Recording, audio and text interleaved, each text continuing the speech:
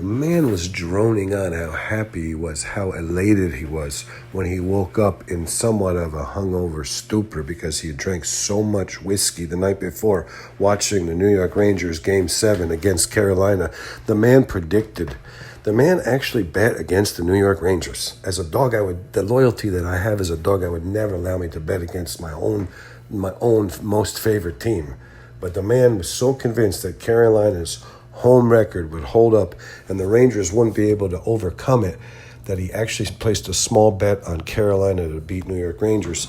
And that was a little sad from a sense, when he woke up and he saw that his team, hadn't covered. He if he could have bet the home team, the team he loved, he would have cruised because they won 6-3 or 6-2, something outrageous. But the man was so happy. He was a lady. He says, "We're going to the conference finals," and he was so happy.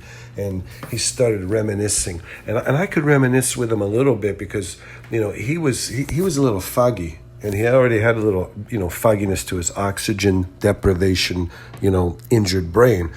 But in me and my dog remembrance, I wasn't alive when the Rangers won the Stanley Cup in 93-94 season. They won it in 94 for the 93 season. I wasn't alive, but in my foggy, distant dog remembrance, I can, see it. I can remember foggy, it's like for instance, I can remember when we won the Stanley Cup, we beat Vancouver, and that was part of, and we had the wonderful Brian Leach, and he was paired with Jeff Bukaboom. Remember, they drug Kevin Lowe up. Kevin was getting a little older. We had Sergei Zubov.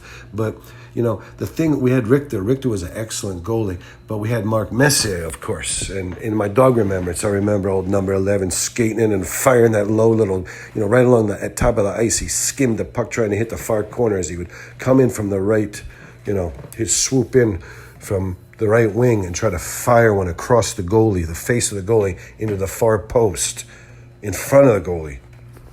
It was that was an amazing thing to watch. And of course, Adam Graves, consequently, he got the 52 goals that we hoped that Kreider, it could be something, that we're on a march with that middle-in guy in them. So, gets a career year, gets 52 goals.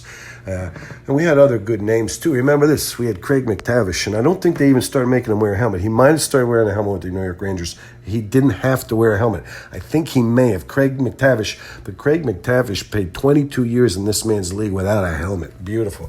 He had the hair, too, He had that kind of whatever, that Raggedy Andy kind of hair. It was beautiful. And, you had the little blonde-haired Russian, Alexei Kovalev. But, Joey Kosar. Joey was my favorite. Joey was not a thug. He was a hard-playing hockey player who could fight like a son of a gun. I loved him. He was paired with the guy in Detroit Red Wings, Bob Probert, and they were like the Bruise Brothers. They beat the crap out of the league one year. It was quite something if you were into that type of thing.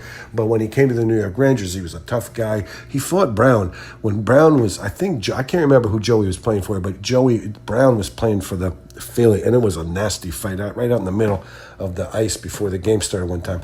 But when he was with the Rangers, the best part about Joey would shoot the puck through the back of the net routinely in practice, in games. They had to go to the slow-mo and do a recording of Joey Kosar shooting the wrist shot through the net, through the back of the net, through the netting into the backboard for a goal that counted.